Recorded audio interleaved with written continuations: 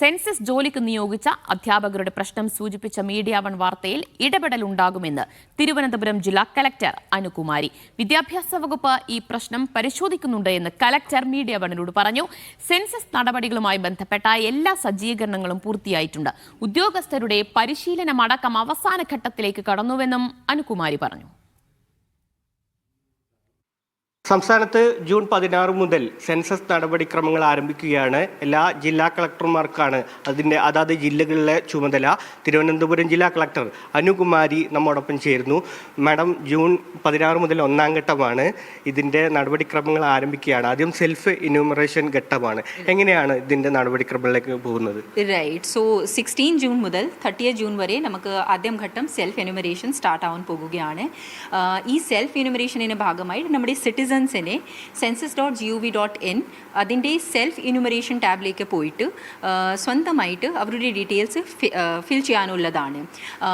അതിനു വേണ്ടി പോർട്ടലിൽ തന്നെ user guide, flow charts, video tutorials and question answer ഉൾപ്പെടെ FAQs ഉൾപ്പെടെ പല ഡീറ്റെയിൽസ് ലഭ്യമാണ്. അതുകൊണ്ട് സിറ്റിസൻസിനെ അത് എളുപ്പമായിട്ട് ചെയ്യാൻ സാധിക്കൂ.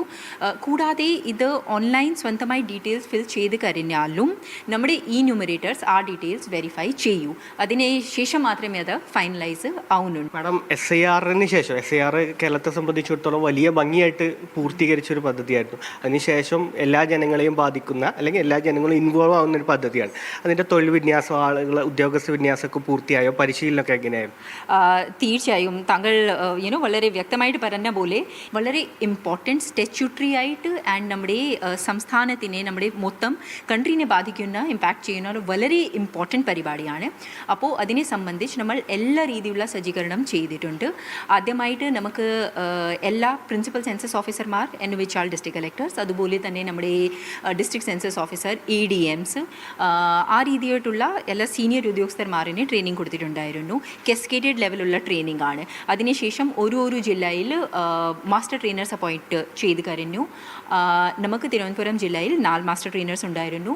ആ മാസ്റ്റർ ട്രെയിനേഴ്സ് എല്ലാ ഫീൽഡ് ട്രെയിനേഴ്സിനെ ട്രെയിനിങ് ചെയ്ത് കഴിഞ്ഞു. അവസാനമായിട്ട് ഒടുവിൽ നമ്മുടെ ന്യൂമറേറ്റേഴ്സ് ആണ് ഓരോ വീട്ടിലേക്ക് പോയിട്ട് house listing and housing census operations ചെയ്യുന്നത്.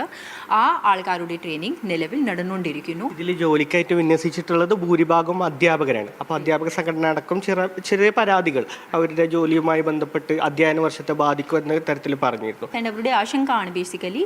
സോ വൺ ഈസ് ദാറ്റ് ഒരുപാട് അധ്യാപകർ ഇതിൽ ഇൻവോൾവ് ഉള്ളത് കൊണ്ട് സ്കൂളിലുള്ള പരിപാടികൾ ഇമ്പാക്റ്റായി പോവും. So school studies will be impacted എന്നാണ് ഒരു പരാതി.